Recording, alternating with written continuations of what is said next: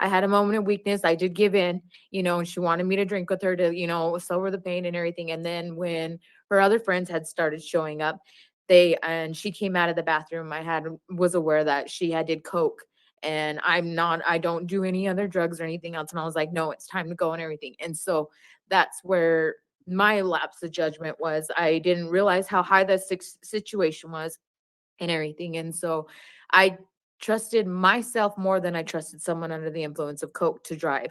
And so that's why I took the initiative to go and, yeah, do that. And that's exactly what happened that night. All I did was come to Utah to literally just pack my son's stuff and move back home to Dallas permanently and not ever come back. We are about to watch the parole hearing of a woman who continued to get DUI after DUI after DUI until the judge said enough is enough and sentenced her to 5 years. Now, this is her parole hearing. It would be 1 year incarcerated if she were to get parole. So she has 4 years riding on this hearing. Do you think they'll grant? Let's jump in. All right, let me give you a brief rundown of where I think we stand. And then I want to hear from you, both in response to my list of things the issues that I hope you'll identify, plus anything else that you think that the board ought to consider in determining your release. You're committed on a single driving under the influence, a third-degree felony. You have a maximum expiration date on that of November 28th of 2028. You were given credit for 85 days time served. You have a guideline of 4 months, which would put you out January 28th of 2025. This is your first commitment to prison, and you've never been paroled. The issues around your current situation in the prison are kind of confusing to me in that you had a disciplinary conviction, and simultaneously you've had some good things as well. And so I'm hoping you will give me some insight into how things are going, what brings you here, why you were.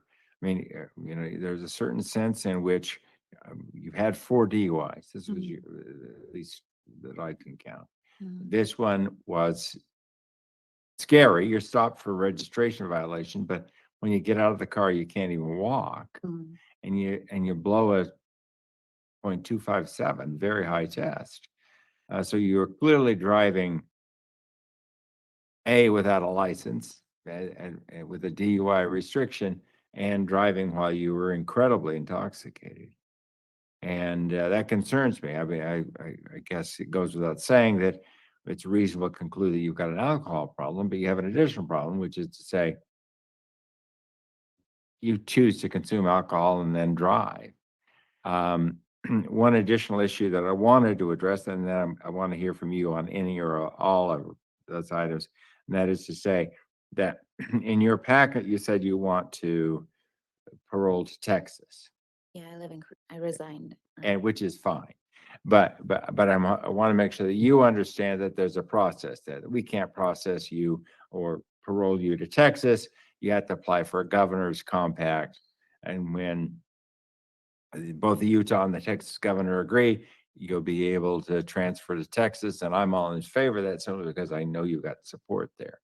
Have you got a place to live while you're in here, while you're remain in Utah?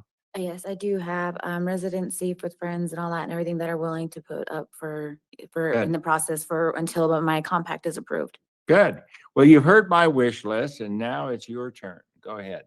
So the disciplinary, when I first got here, I got failure to take an order from it was because they wanted me to remove my contacts when I first got here, so I couldn't see in any of the paperwork that so I fought that, and I paid a fine, paid that. I haven't had no issues or no problems ever since. I've been doing everything.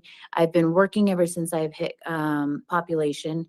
I've done a DUI program, life skills and everything. I've done studying for extra job curricular. So I've done HVAC, electrician, plumbing.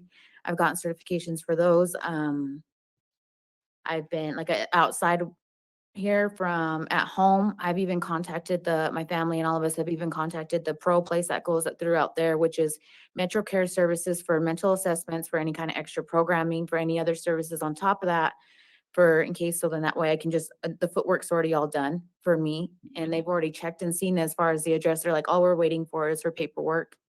Good. So I have all the resources and everything set in place. I have my release plan already set in place. I haven't had an issue when I'm home. It's when I'm here and the people who I around here. So I lost my adopted parents over when I was doing RSAT before. And so the minute I had completed that program, RSAT, I flew home to Texas and I had resigned there. Well, I came up, the only reason why I had came into Utah in November was my son had called me and told me he was wanting to move home permanently, which is in Dallas, Texas with me.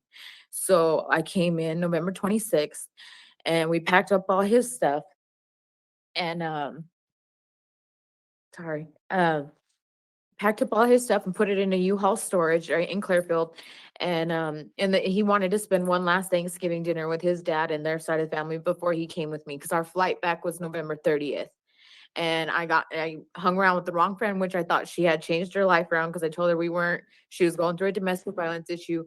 I had a moment of weakness. I did give in, and she wanted me to drink with her to, sober the pain and everything. And then when her other friends had started showing up, and she came out of the bathroom, was aware that she had did coke. And I don't do any other drugs or anything else. And I was like, no, it's time to go and everything. And so that's where my lapse of judgment was. I didn't realize how high the situation was and everything. And so I trusted myself more than I trusted someone under the influence of coke to drive. And so that's why I took the initiative to go and do that. And that's exactly what happened that night. All I did was come to Utah to literally just pack my son's stuff and move back home to Dallas permanently and not ever come back. Yeah, that's too bad. I mean, it really is. I mean, as you describe that to me, obviously it was a misjudgment on your part. It was. A couple of misjudgments. One is you're hanging out with somebody who induced you, and realistically speaking, I understand the influence friends have, but in the end, it's you who chooses to drink, no matter what your associates are doing. You're and you've got a record, going back, 15 years or more. And I guess I'm probably in a position to think that if you can lick your alcohol problem, we will never see you again. Yes, I don't have an issue at home. I don't drink at home. And you don't use any other controlled substances. No, I don't. Couldn't find any evidence that, I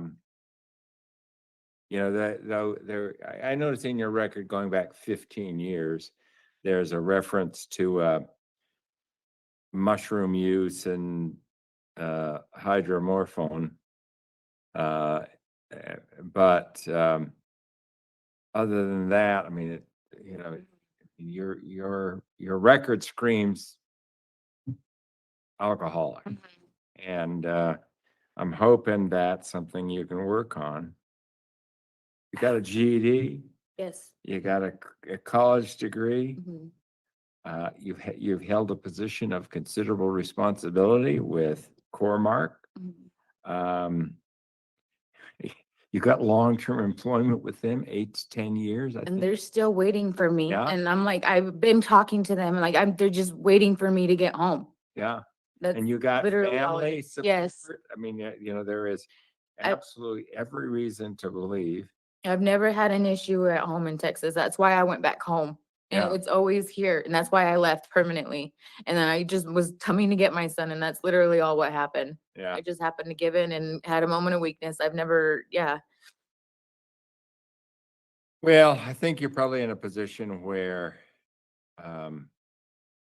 all of the ingredients are in place Mhm. for you to be successful. And, from my perspective, at 35, you look like a young woman to me, and your whole life is ahead of you. And I think if you can stay away from alcohol, Mhm. you're, you're never gonna have this conversation with me or anybody else Anybody again. else? Mhm. And you know, I look at it and you've had a little ton of problems for a ton of years, but you've also had way long stretches of time,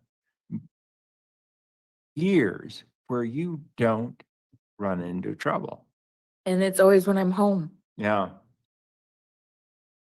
when I'm back in Dallas. yeah, It's when literally when I come here on a vacation or for anything or during the time period, those times has happened. Came here because my son was with his father and he was in Clearfield.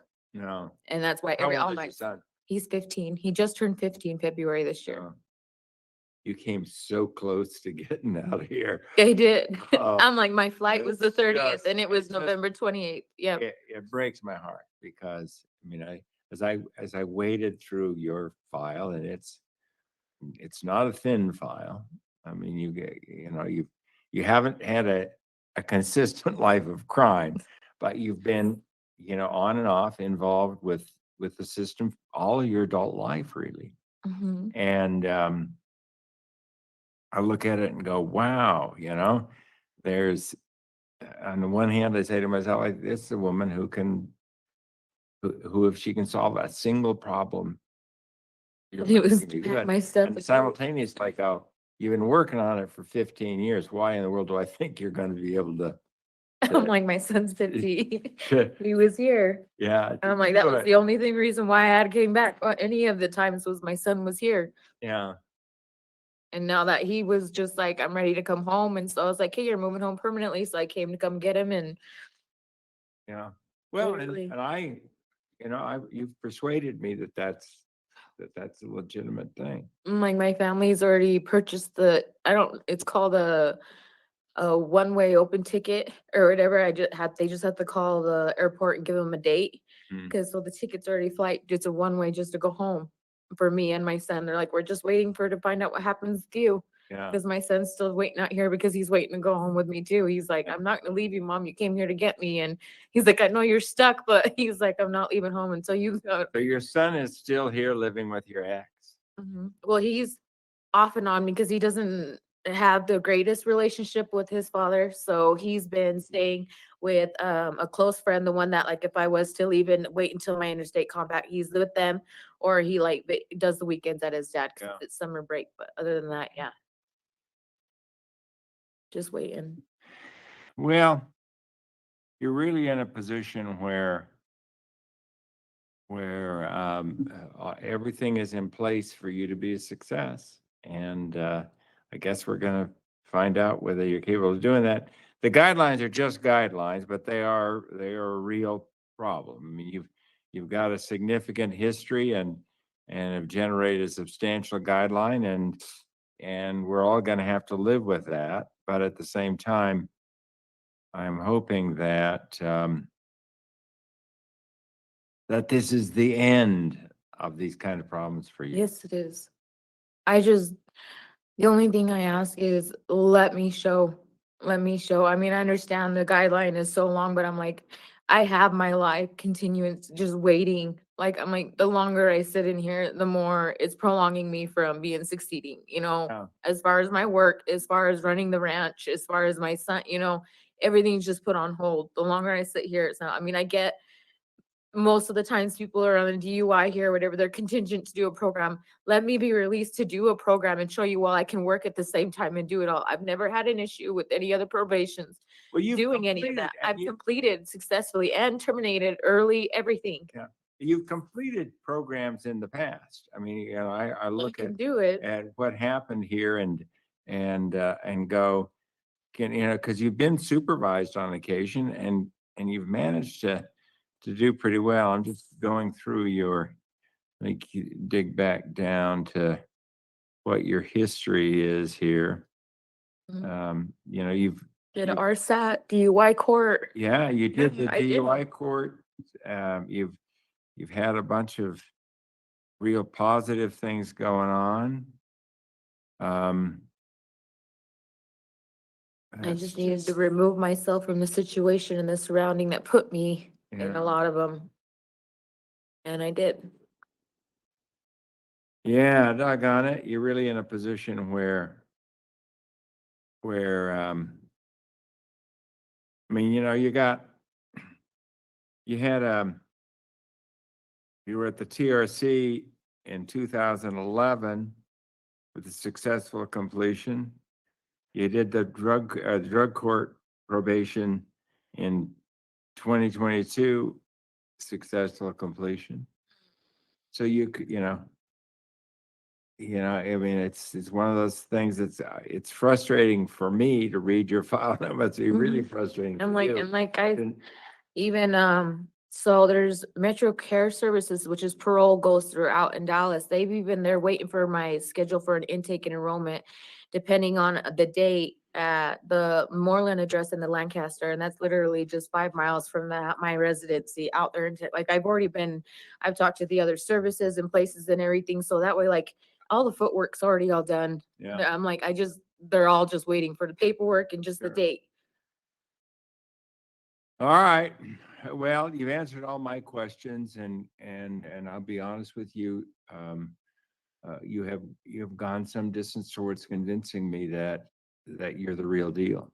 That you are the kind of person that I will never see again. I don't Nobody mind else you. in my position. Like, I don't mind you. No, nothing against Utah, but I Yeah. really Well, don't mind. I had you know, already made that. You know, I will tell you honestly that while I have no control over compact transfer to Texas, I'm absolutely certain, having reviewed your file and having heard you here this afternoon, that